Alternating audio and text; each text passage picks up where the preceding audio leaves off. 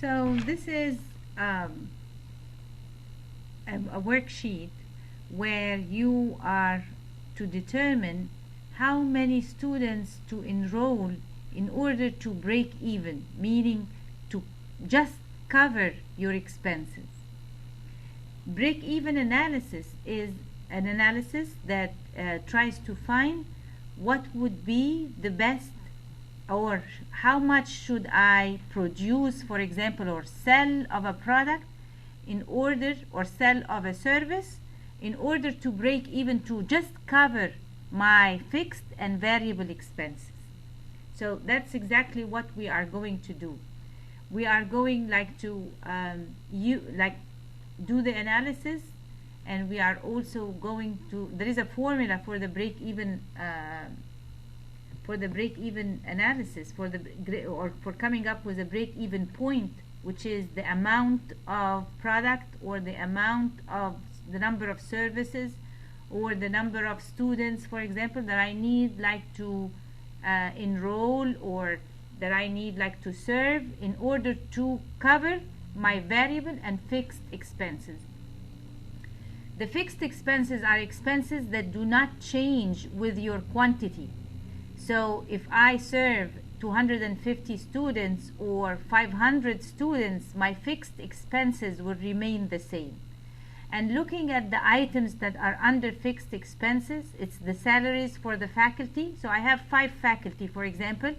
I have to pay every single one of them, irrespective of whether I have 250 or 500 students. And same thing, I'm in a building and I have to pay my rent every month, and that's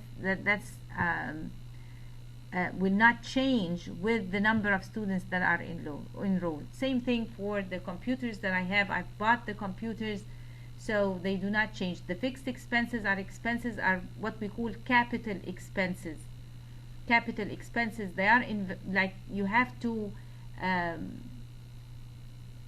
to expend that amount irrespective of how many, or how high or how low the enrollment is. Variable expenses, on the other hand, change with the number that are enrolled. So if you enroll more students, then you have to buy more material.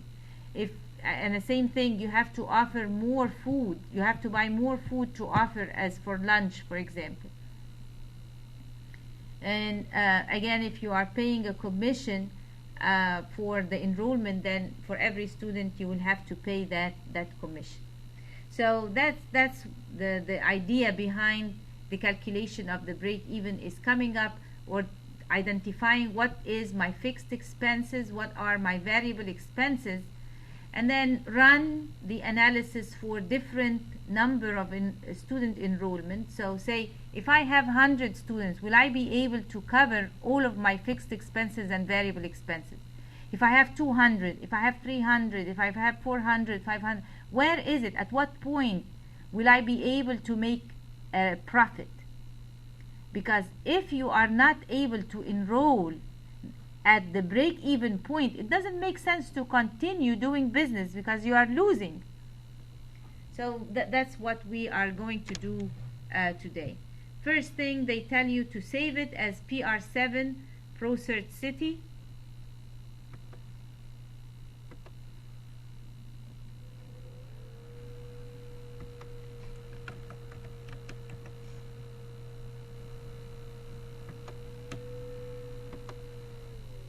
Then they ask you to enter a formula to total the 3 fixed expenses and then copy cell B13 through the range C13 G13.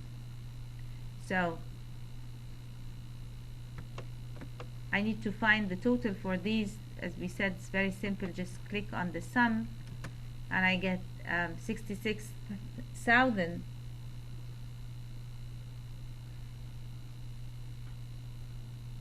And because these are fixed costs, then it really doesn't matter whether I have 100, 200, 300 or 500 students.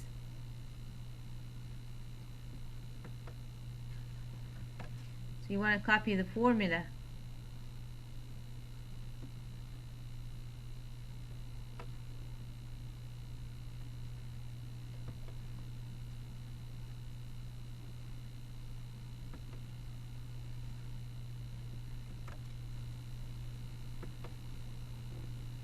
and I want to paste the formula.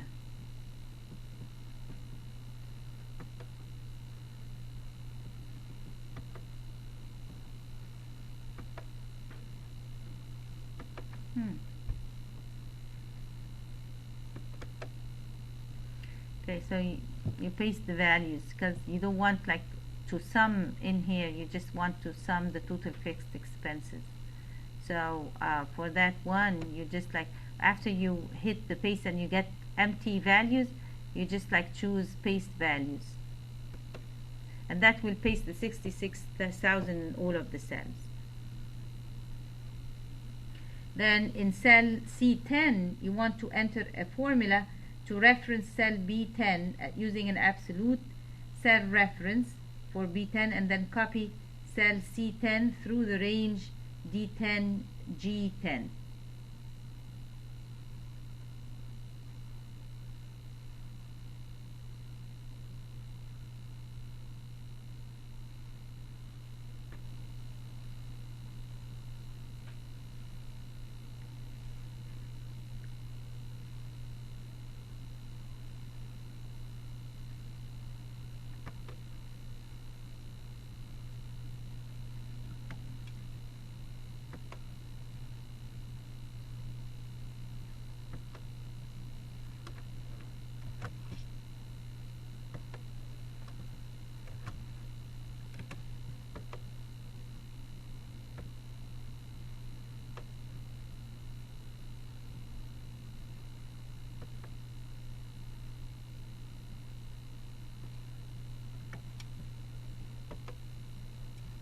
So for every one, you want to make it equal to the one before it, but use an absolute reference so that you are able to copy it.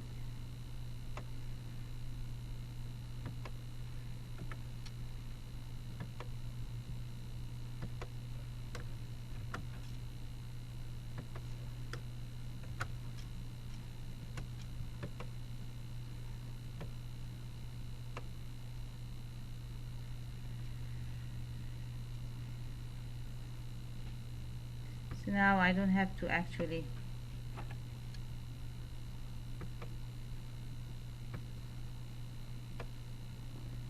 if I now paste the formula to add these values, they will be 66,000.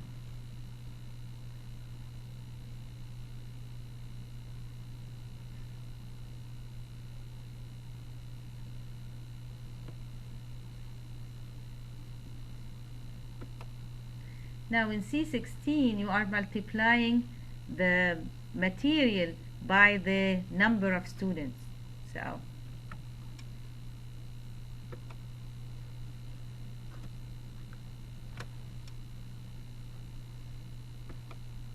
now we have to ask ourselves a question: where are the variable expenses? They are in B16, B17, B18, B18. So they are all in B. So you have to put now a mixed reference and say, okay, multiply the B, but the 16 will be different, with the C5. Now the enrollments are in C5, D5, E5, F5, and G5. So what's common is the 5, so I'm going to put a $sign after the 5, before the 5. And now when I paste it across, I get for 200 students $10,000 for material. For the 300 students is 15,000. For the 400, 20,000, and so on. Now, and I want to scroll down, and I want to make sure that it is correct. So if I have $5 for the food, and I have 100 students, that's 500. If I have 200, that makes 1,000. If I have 300, it's 1,500. So everything looks fine. So the whole point is, how do I write that first formula? And the question is, where are my variable expenses? They are in column B, B5, B16, B17, B18. And where are my enrollments? They are in column C, in row C, C5, D5, E5, F5, and G5. So you have to fix the row 5, and in the expenses you have to fix the column B.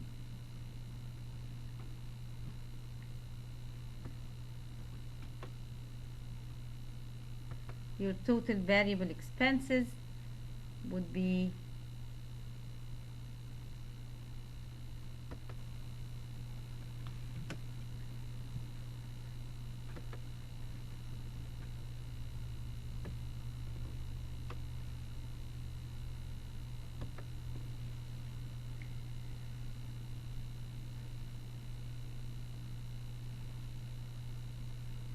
so we've calculated. Now my total expenses would be equal to my fixed expenses plus my variable expenses.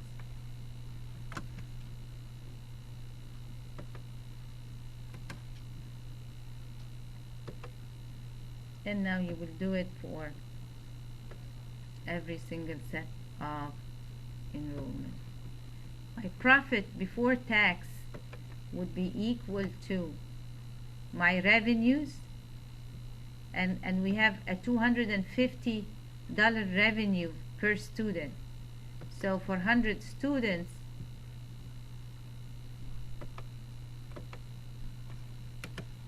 let's do the revenue. So that would be equal to the 250 multiplied by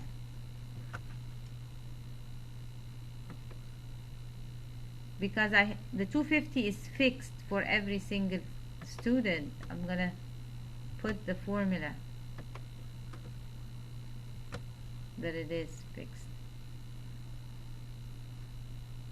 and the for the enrollments they are, as we said, in row 5, so I'm gonna fix the row.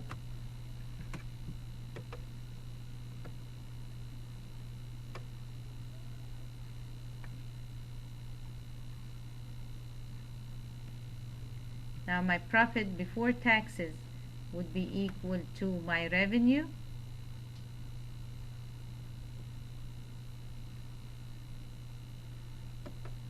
minus my total expenses.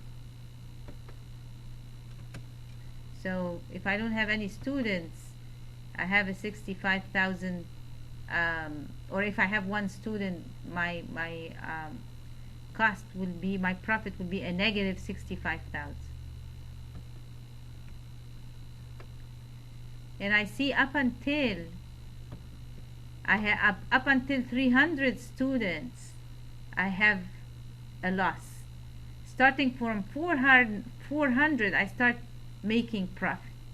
So my break even is something in between 300 and 400.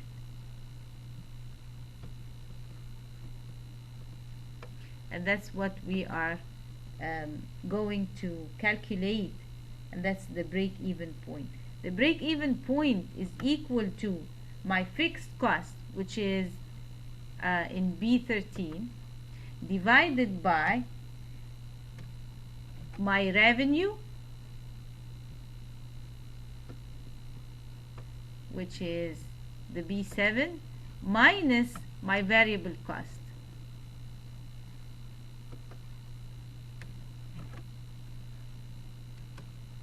So it tells you that you need to enroll 377 students, or like 378, to just break even. So your enrollment must be above 378 for you to start making profit. And that's why the 400 shows a $4,000 profit. Okay, let us stop the recording and see if anyone